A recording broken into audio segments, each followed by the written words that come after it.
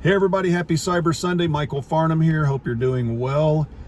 Been doing a little bit of thinking and even smaller bit of research on something I'm finding interesting here in our cybersecurity industry, with specifically around cybersecurity vendors in our industry. So what I'm seeing is a lot of the cybersecurity vendors are either a kind of a large company, are either a company that's solving a large amount of issues in one space. So let's say like identity, they've got identity, they've got a directory, they've got vault, they've got a whole bunch of different features and are expanding what they do and solving a lot of different things and trying to compete with some of the other big vendors in that space. Or you've got a startup that is only solving for essentially a particular problem. It's not necessarily just a feature.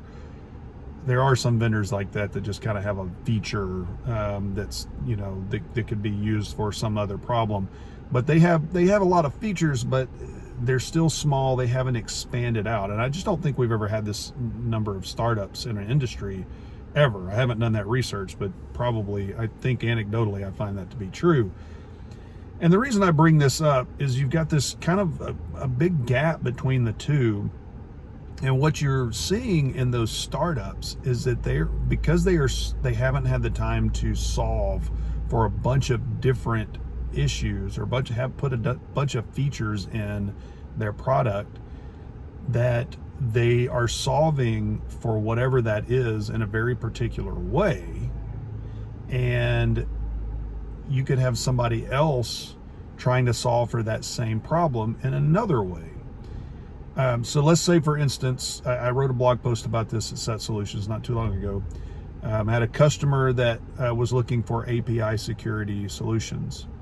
And when we presented a few to them, we found that two of them, one was solving it from a very developer-friendly perspective, and one was solving it more from a security and operations perspective.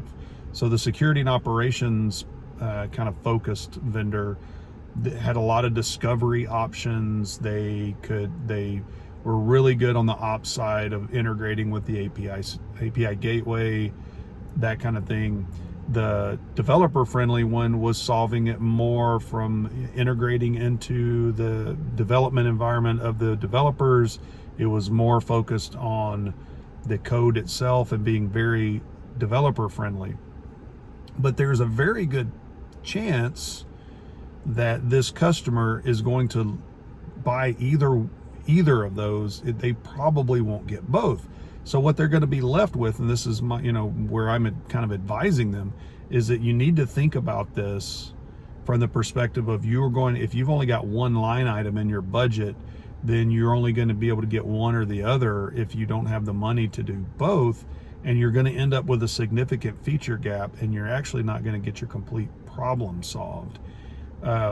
So I guess the point of all this, the point I'm trying to make in all this is that if you are solving for a point issue like API security or something like that, that is kind of filled with a lot of startups and is not an area that has more mature vendors, you really need to do your due diligence in thinking through what feature sets and what is important to you in their feature sets for your business and what the problem is you're trying to solve. Because if you don't, you may end up spending money on something and it not fitting everything you need, and you won't have money to buy more or buy another vendor and bring them together. Best case scenario is look for one that does both, but you may not have that choice. So really got to do your due diligence there. Let me know what you think about this. It's definitely something that's been on my brain a lot as I talk to my customers. And yeah, that's it. Hopefully it's something that doesn't last too long. So let me know what you think. Happy Cyber Sunday. See you next time.